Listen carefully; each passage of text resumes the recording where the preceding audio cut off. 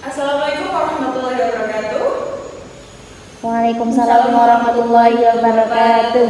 Oke, hari ini saya akan membawakan materi dari mata kuliah Bahasa Indonesia yaitu paragraf. Kita mulai dari pengertian paragraf itu sendiri.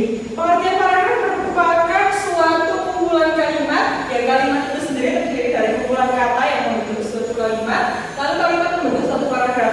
Dan di dalam paragraf itu harus terdapat gagasan utama atau ide pokok. Lalu syarat membentuk paragraf. Untuk adanya suatu paragraf ada sebuah syarat-syaratnya, yaitu syaratnya ada 3. Yang pertama kesatuan, yang kedua kepaduan atau koherensi, yang ketiga kelengkapan. Yang dimaksud dengan kesatuan yaitu kesatuan antar ide pokok dan kalimat penjelas itu membentuk suatu kesatuan paragraf yang baik dan benar. Yang kedua yaitu kepaduan atau koherensi. Kepaduan atau koherensi yaitu sebuah kalimat penjelas itu menjelaskan yang sesuai dengan apa yang dipaparkan di atasnya atau ide pokoknya. Jadi biasanya kan kalau dalam paragraf itu, yang paragraf paling atas itu biasanya kan yang namanya ide pokok atau gagasan utamanya. Terus kalimat selanjutnya biasanya adalah kalimat penjelas. Nah, kalimat penjelas itu harus menjelaskan secara logis dan benar-benar kayak mengembangkan kalimatnya yang dari atasnya gitu, sehingga membentuk suatu kepaduan atau koherensi. Yang ketiga ada kelengkapan. Dalam paragraf itu harus lengkap ada gagasan utamanya, harus lengkap ada transisi atau kata hubungnya, dan juga harus ada sebuah kalimat penjelasnya. Ya kan nggak mungkin kalau paragraf cuma intinya aja nggak ada penjelasnya, itu kan kesannya kayak ini beneran nggak sih? Selanjutnya struktur paragraf. Struktur paragraf itu ada 4. Yang pertama ada kalimat pembuka, yang kedua kalimat penjelas, ketiga transisi, dan keempat kalimat penutup.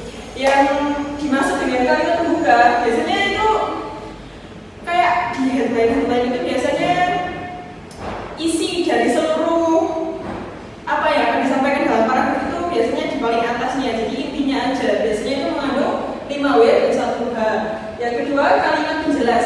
Yang dimaksud dengan kalimat penjelas adalah kalimat yang mendukung atau menjelaskan kalimat pembuka, kalimat atasnya yang masih rancu. Yang ketiga transisi. Transisi itu adalah sebuah kayak penghubung antar kalimat gagasan utama atau ide pokok ke penjelas, itu ada transisinya biasanya. Dan yang keempat adalah kalimat penutup. Biasanya kalimat penutup itu berisi tentang kesimpulan dari apa yang telah disampaikan oleh gagasan utama dan kalimat penjelasnya juga. Oke, next. Unsur paragraf. Paragraf itu terdiri dari 4 unsur. Yang pertama adalah gagasan utama, yang kedua kalimat utama, yang ketiga kalimat penjelas, dan yang keempat konjungsi. Ini mirip-mirip aja sama yang materi barusan. Gagasan utama yaitu ide pokoknya, yang kedua kalimat utama itu sama aja kan. Yang ketiga adalah kalimat penjelas, yaitu mendukung kalimat utama dan gagasan utamanya. Yang keempat adalah konjungsi. Konjungsi adalah kata hubung yang biasanya menghubungkan antar kalimat. Itu sangat penting karena kalau tidak adanya konjungsi, maka itu akan lebih rancu. Next, jenis paragraf. Jenis paragraf itu ada 3. Yang pertama berdasarkan posisi kalimat utamanya, yang kedua berdasarkan sifat aslinya, yang ketiga berdasarkan fungsinya dalam tulisan. Jenis paragraf berdasarkan posisi kalimat utamanya itu ada 4. Yang pertama adalah paragraf deduktif. Paragraf deduktif itu adalah paragraf yang biasanya kalimat utamanya ada pada bagian paling atas atau bagian awal kalimat, biasanya paling atas. Yang kedua adalah paragraf induktif. Paragraf induktif itu sendiri biasanya ada pada bagian akhir dari sebuah kalimat tersebut. Yang ketiga paragraf campuran. Kalau tadi kan paragraf induktif itu ada di bagian paling atas, induktif di bagian paling akhir. Nah, kalau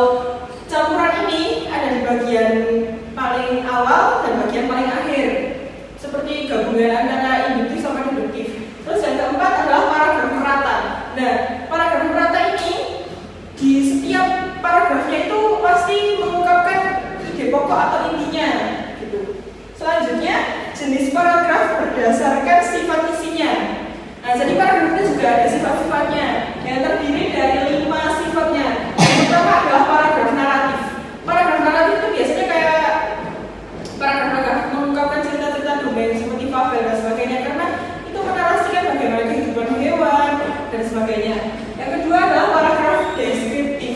Paragraf deskriptif itu biasanya yang kayak mendeskripsikan sesuatu objek atau apapun, bahkan bisa mendeskripsikan tubuh, mendeskripsikan lingkungan dan sebagainya. Yang ketiga atau saya paragraf ekspositoris. Pak Jikat sih Pak? Cikat. Ekspositoris kamu gimana sih? Dan yang ketiga adalah paragraf ekspositoris. Paragraf ekspositoris adalah kayak untuk paragraf yang memberikan pengetahuan baru, wawasan terhadap para pembacanya. Contoh seperti artikel, berita dan sebagainya. Dan yang keempat adalah paragraf argumentasi. Ini biasanya kayak opini. Argumentasi ini lebih kayak pendapat atau opini individu tertentu. Itu bisa seperti memojokkan suatu pihak lain dan sebagainya. Itu paragraf argumentasi. Dan yang kelima adalah paragraf persuasi. Dalam paragraf persuasi ini biasanya seperti ajakan, mengajak untuk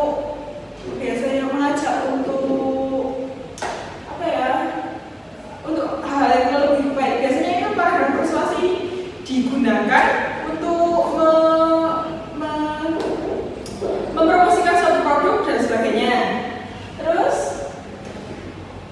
jenis paragraf berdasarkan fungsinya dalam tulisan, yaitu ada 3, yaitu paragraf pembuka, paragraf pengembangan atau isi, C paragraf penutup. Nah, paragraf pembuka ini ya itu fungsinya sebagai membuka, dan yang kedua paragraf pengembangan atau isi itu sama aja kayak kalimat penjelas untuk mendukung kalimat yang di atasnya atau ide pokoknya. Dan yang ketiga adalah paragraf penutup.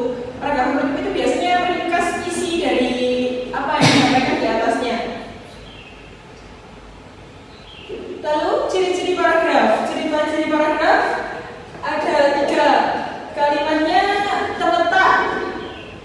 Letaknya itu menjorok 5 spasi atau 5 ketukan. 5 spasi. Yang kedua, setiap paragraf memakai sebuah topik dan juga selebihnya menggunakan kalimat pengembang yang berfungsi pikiran terhadap kalimat dalam topik. Yaitu biasanya ciri-ciri paragraf yaitu kalimat keduanya biasanya itu kalimat penjelas dan mendukung kalimat yang di atasnya. Yang ketiga, paragraf memakai pikiran penjelas yang dinyatakan dalam kalimat penjelas. Kayaknya sama aja kayak yang di atasnya. Seterusnya, manfaat paragraf. Manfaat paragraf itu ada 4. Untuk lebih menstrukturkan suatu kalimat. Yang kedua, transisi, yaitu untuk lebih mudah memahami antara kata ide pokok dan juga kalimat penjelasnya. Terus keterbacaan agar membacanya itu lebih jelas, lebih mudah dan sebagainya. Yang keempat adalah penekanan, kayak lebih menekankan pada suatu topik tertentu. Terus kesimpulan, pengembangan paragraf. Pengembangan paragraf merupakan suatu cara penulis untuk mengembangkan gagasan utamanya menjadi sebuah paragraf yang utuh. Pengembangan paragraf menuntut kemampuan penulis untuk memperinci gagasan utama ke dalam gagasan-gagasan selanjutnya atau menjelas sehingga menjadi sebuah paragraf yang urut dan teratur. Sekian apa yang saya sampaikan, kurang lebihnya mohon maaf. Wassalamualaikum warahmatullahi wabarakatuh. Waalaikumsalam warahmatullahi wabarakatuh.